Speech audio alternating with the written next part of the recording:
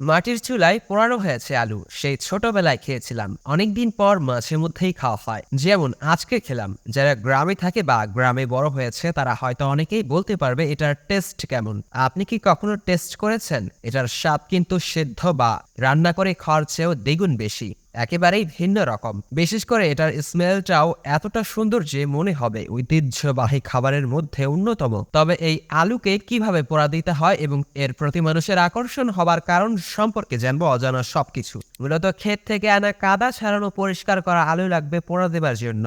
কতটুকু সাইজের আলু নেবেন সেটা আপনার বিবেচ্য বিষয়, তবে সেটা ফ্রেশ ও আদর্শ মানের ও বড় হলে ভালো হয়। প্রথমেই কয়েকটি আলু আপনি নিবেন। এরপর রান্না করার পর চুলার ভেতর যে খরতাপ থাকে সেখানে আলু ছেড়ে দিন। এরপর আলুগুলোর উপরে ভেতরে থাকা ছাই বা কয়লাগুলোকে দিয়ে দিন।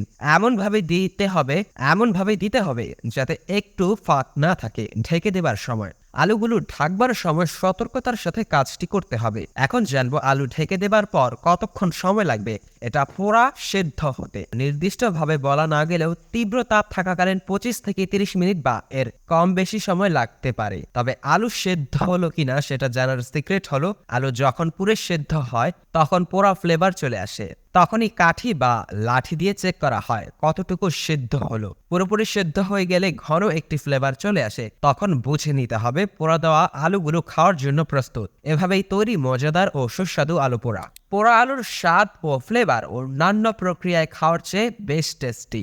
কেননা পোড়া আলুর উপরের যে আবরণ থাকে সেটি পুড়ে যাবার ফলে মচমচে ভারী একটি আবরণ তৈরি হয়, যেটি খাবারের স্বাদ আরো দ্বিগুণ করে। এছাড়াও পোড়া আলুর মধ্যে যে গরম ধোঁয়া আসে সেটি খাবারের মান ধরে রাখতে কার্যকরী, কেননা এতে বেশ কিছুক্ষণ আলুটা গরম থাকে, যেটা ওই সময় খেতে বেশ মজাদার হয়। আর এসব দিক বিবেচনা করে পোড়া আলুর গ্রহণযোগ্যতা অনেক বেশি।